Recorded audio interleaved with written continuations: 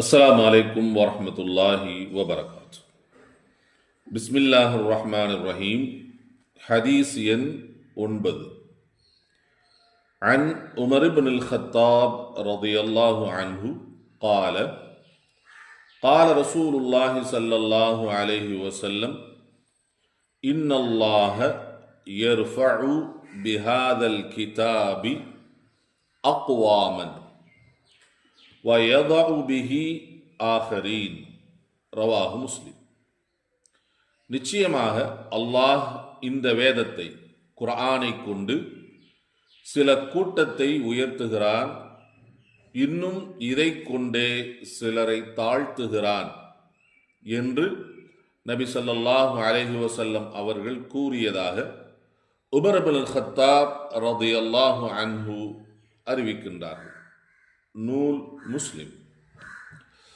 அல்லாஹ் சுப்ஹானஹு வ தஆலா அவன் இறக்கிய அருள்மறையை கொண்டு ஒரு சில கூட்டத்தினரை அல்லாஹ் உயர்த்துகிறான். இந்த கூட்டம் என்று சொன்னால் தனி மனுஷனை தான் இங்க கவனத்தில் கொள்ளணும். ஒரு சிலரை அல்லாஹ் உயர்த்துகிறான், ஒரு சிலரை அல்லாஹ் தாழ்த்துகிறான் என்றுதான் இதனுடைய பொருள். கூட்டம் என்று சொன்னால் யாரெல்லாம் அந்த நிலைமையில் இருக்காங்களோ அவங்கெல்லாம் சேர்ந்து அந்த மாதிரி வச்சுக்கணும். அப்ப தனி மனிதனைத்தான் இங்கே குறிப்பிடுகிறார்கள் நபி ஸல்லல்லாஹு அலைஹி வஸல்லம் அவர்கள். அல்லாஹ் ஒரு சிலரை இந்த அருள்மறையை கொண்டு உயர்த்துகிறான், ஒரு சிலரை தாழ்த்துகிறான் என்ற கருத்தை தான் நம்ம வச்சுக்கொள்ளணும். என்ன உயர்த்துகிறான்? யார் குர்ஆனை கற்றுக்கொள்கிறார்களோ, யார் குர்ஆனை கற்கிறார்களோ, அதன்படி செயல்படுகிறார்களோ, அதை பிறருக்கு என்ன செய்யறாங்க, எத்தி வைக்கிறார்களோ, இவர்களுக்கு அல்லாஹ் சுப்ஹானஹு வ தஆலா இந்த உலகத்திலும் மறு உலகத்திலும் சிறந்த அந்தஸ்துகளை அல்லாஹ் கொடுக்கிறான்.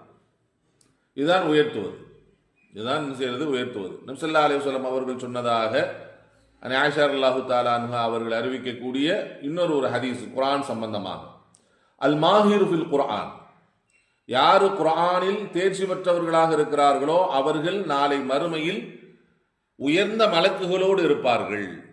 யார் குர்ஆனை சிரமப்பட்டு ஓதுகிறார்களோ, திக்கி திக்கி ஓதுகிறார்களோ அவர்களுக்கு 2 மடங்கு கூலி இருக்கிறது என்பதாக நபி ஸல்லல்லாஹு அலைஹி வஸல்லம் சொன்னதாக ஆயிஷா ரலியல்லாஹு தஆலா சொல்றாங்க. அப்ப அல்லாஹ் சுப்ஹானஹு வ தஆலா குர்ஆனோடு யார் அதிகம் தொடர்புடையவர்களாக சிறந்த முறையில் ஓதக்கூடியவர்களாக இருக்கிறார்களோ அவர்களை அல்லாஹ் அந்தஸ்தில் உயர்த்துகிறான் என்பதை என்ன செய்யுது இந்த ஹதீஸ் நமக்கு தெளிவுபடுத்துகிறது.